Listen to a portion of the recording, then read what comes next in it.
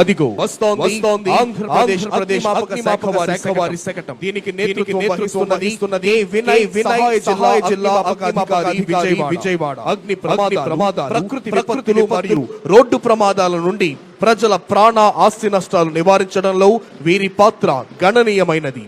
September 2024లో విజయవాడలో సంభవించిన బుడమేరు వరద సహాయక చర్యలో అగ్నిమాపక శాఖ రాష్ట్ర వ్యాప్తంగా 111 ఫైర్ ఇంజన్లు, 1339 మంది సిబ్బంది, 139 పోర్టబుల్ పంపులతో 13 ఐఆర్బి బోట్లతో దాదాపు 1400 మందిని కాపాడటం, 80,000 ఇళ్లను మరియు 330 కిలోమీటర్ల రోడ్లను రాత్రి పగలు పనిచేసి శుభ్రం చేస్తూ యథాతథ స్థితికి తీసుకురావటంలో వీరి పాత్ర గణనీయమైనది.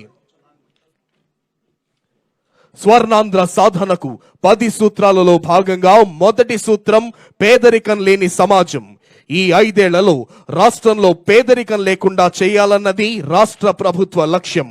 పబ్లిక్ ప్రైవేట్ పార్ట్నర్షిప్ ద్వారా సుస్థిర అభివృద్ధి సాధించి అవకాశాలను సృష్టించాలని high net worth individual, non residents of ఇండియాల వ్యూహాత్మక భాగస్వామ్యంతో సమాజ పురోభివృద్ధికి బాటలు వేయాలని, త్రాగునీరు, క్లీన్ ఎనర్జీ లక్షిత ఆర్థిక విధానాల ద్వారా 1 ఫ్యామిలీ 1 ఎంటర్ప్రెన్యూర్ అంటూ ప్రతి కుటుంబానికి సామాజిక భద్రతే ధ్యేయంగా చెబుతూ మన ముందుకు వస్తోంది ప్లానింగ్ డిపార్ట్మెంట్ మరియు సెర్ప్ శకటం.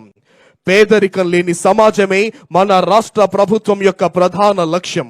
గ్రామీణ పేదరికాన్ని నిర్మూలించడం ద్వారా పేదరికం లేని సమాజ స్థాపనే ప్రధాన లక్ష్యంగా మన చంద్రన్న ప్రభుత్వం వ్యూహాత్మకంగా అడుగులు ముందుకు వేస్తోంది.